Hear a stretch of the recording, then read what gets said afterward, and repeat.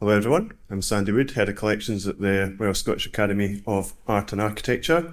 Bit of a quick visual description. I'm a white male, quite tall, 6'2", so not as tall as Marcus, but relatively tall nonetheless. I've got brown hair, there's encroaching grey, we won't cover that too long. I'm wearing a stripy grey jumper and I have glasses on. Okay, so it's fantastic to be here. The last time I was in this fabulous venue was back in 2016, but we'll return to that later. So, how can I fit 200 years and summarise our national celebration in 10 minutes? I'm not entirely sure, but I'll give it my best shot. So here we go. So, the Royal Scottish Academy is Scotland's oldest surviving artist-run institution, and here are our founders, 14 artists and 1 architect. Those listed here were present at the first meeting of the Academy that launched us as an institution back on the 27th of May, 1826. So we're not far away from that date this year. Now, this group represents a moment in time and our membership has changed with the times. But at the heart of the RSA has always been its artists and architects. They have guided it through 200 years. Developed our initiatives in support of emerging practitioners and built our nationally significant collections. It's also these artists who make the Academy a truly national institution in light of where they hail from, where they practiced, and the subjects around Scotland that have inspired their art. But every institution needs a home. Somewhere in the building that became the RSA's physical home is in our capital, Edinburgh.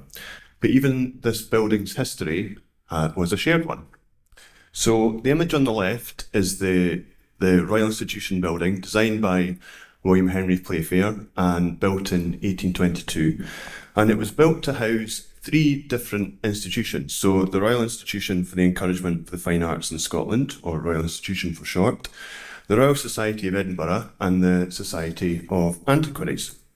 The Board of Trustees also had an office in that building and was involved with the Royal Institution, but was slightly different.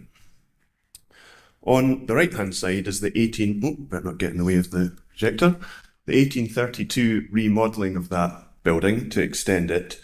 And the RSA first entered as a tenant of the Royal Institution for 3 months in 1835. From 1829, the Royal Institution had been in some decline, with a number of its important artists moving across to the Royal Scottish Academy. So there was always a bit of a shared endeavour going on with the RSA and our establishment and our early home in Edinburgh.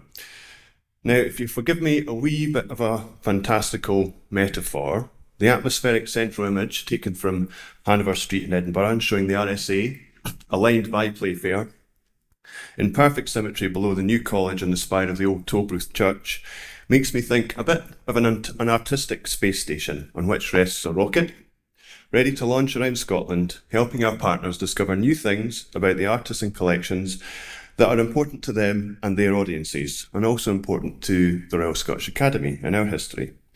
Our Bicentenary is an opportunity to boldly go and align the stars of 200 years of Scottish art and architectural history. Feels particularly apt following on from the Marseum chat earlier on. So, some of these names are pretty small, so you might not be able to make them out very easily, particularly from the back.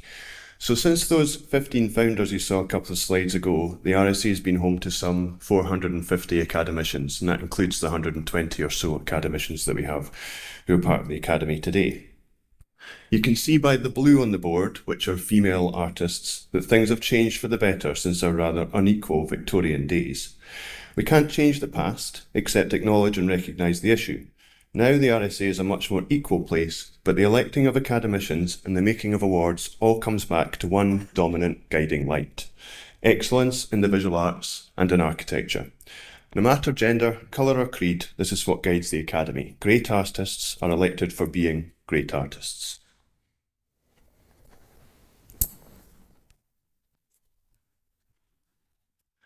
And one could argue it's this man here whose diploma painting you can see on the left-hand side, and then a sculpture made by the artist Kenny Hunter in homage to him, just sitting in front of it in the gallery.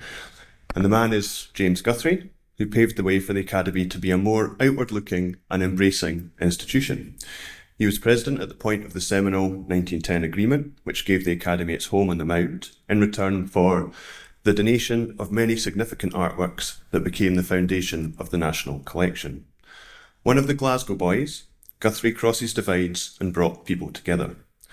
And throughout our 200-year history, the RSAs crossed generations, creating conversations and dialogues between artists across practice, history, and time. In light of these things, we felt our Bicentenary offered the perfect opportunity to celebrate the RSA's beginnings, a shared endeavour, to bring people and places together and celebrate the Scottish legacy of our artists and architects. And so, this is our invitation to hopefully everyone in this room who might be able to get involved. Now, even if your collections don't include work by RSA artists or architects, there could be interesting opportunities to connect to our collections or one of our many academicians who live around Scotland and practice today. And so we want this to be as flexible as we possibly can. We want as many people to be involved as possible. Do come and see myself and my beautiful assistant, Ruth Nichol, at our stall at lunchtime. So in thinking about how you might connect with our national celebration, there could be lots of possibilities. It's not just our academicians, but many thousands of students, award winners, scholars and emerging artists who've been involved with the RSA since we were established. As a nurturing institution, many like Delia Bailey touched base throughout their career as they grew from emerging to established artists who've been involved with the RSA from the beginning. We tragically lost Delia last year, but her work lives on as a legacy in our collections. Our diverse programme of exhibitions, awards, scholarships links the RSA to artists from all around the world. At the moment, we run 10 major awards, some like the John Kinross Scholarship, pictured at the bottom here, have a history of over 40 years, with a cohort of around 800 students, who some have become practising artists today, others have moved into different careers. And our Residencies for Scotland programme already connects us to a number of venues around Scotland, bringing artists and places together. So it's the ideal platform that we hope our 2026 celebration can spring. Bottom right, you've got the annual exhibition, which has been mounted every year since 1827 with no break, and has featured tens of thousands of artists. There could be lots of interesting connections lying just below the surface.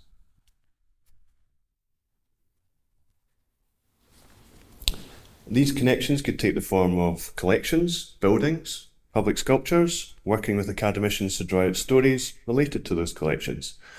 As a recent example, on the bottom right here, you'll see Marion Smith's The Plough and the Reaper, and that led to a project of sculptural workshops at the Scottish Fisheries Museum and in other venues in Fife connected to the artist's public sculptures. The top left, you'll see Orkney here, the Pier Arts Centre, designed by our architect academician James Gillespie. Orcadian legend Stanley Cursiter, his surf painting from our collections lies next to it, and the painting by Sylvia Wishart, also an artist who resided in Orkney. And the window in the old building to the right of the new grey building is that window that used to be her studio in that building. Then of course you've got Edinburgh connecting the borders, the new Scottish Gallery in the centre of Edinburgh, and a couple of images by Anne Redpath which are prominent in that gallery. So there's lots of connections. Wherever you go in Scotland, wherever you've been, there could well be an RSA connection. Here in Linlithgow, James Cummings' amazing mural at the Lowport Centre was the inspiration for an exhibition in this very venue downstairs back in 2016. The work in that show was drawn from one of our many artist studio bequests, which we have accumulated amazing material from a number of different Scottish artists, which includes not only finished paintings, but preparatory work, sketchbooks, studies, artists' equipment and tools, photographic archives. So there's a wealth of material there that is ripe for picking. So it's great to be back in this building. At the moment, we've got a Gillis tour, which is going around Scotland just now, and we hope to connect with more of those venues during 2026. And 2 online resources where you can discover more of our collections. Many of you'll know Art UK, and the map that is depicted there, we hope to reach more than those locations, and Shetland is included. I apologise for it not being on the top of that map. It wasn't my map. Ours will definitely have Shetland in there. You may not know about our online collections portal. We launched that last year, and that includes over 7,000 objects from our collections, many of which have images, and is a great resource for finding out what we have and whether it might connect to you. So, just to finish off, and I'm pleased to be joined by our Assistant Academicians, Lena Namari and Jessica Harrison, who are involved in a project with our last major exhibition in 2017, Ages of Wonder. So how could you be part of our celebration in 2026? You could do something from as small as changing labels to mounting exhibitions and events across the whole year. You could highlight RSA connections in online or physical environments, make new connections with your own collections, involve past or present or future academicians, but of course it needs to benefit your own aims and your own audiences. Access to our recognised collection for loans and our 120 academicians for accompanying events, that's what we're there to do to try and help you become part of this project. We hope it can truly be a national partnership and as many people can be involved as possible. Any big or small ideas, any ideas whatsoever, we'd love to hear from you and we'd love you to be part of it. Thank you very much.